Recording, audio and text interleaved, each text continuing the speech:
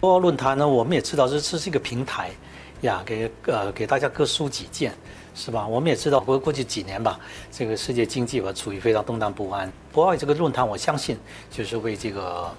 自由经济这么一个体制、多边主义，是吧？这么有继续的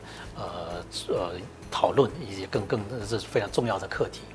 呀，我们也看到，就是以中国为代表的这个亚洲国家，是吧，在多个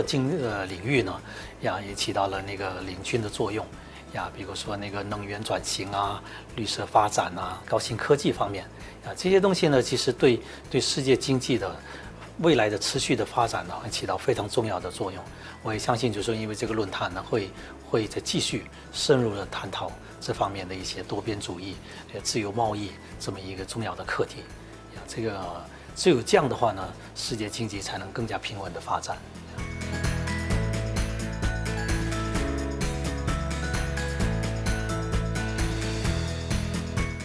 中国是泰国出口市场的12%，这个比重相当的大呀。还有一个就是说，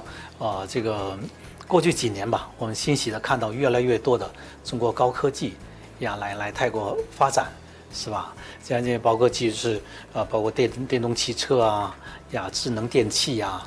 那个这些投资高质量的投资呢，对泰国经济的那个产业的升级呢，将起到一个非常大的作用。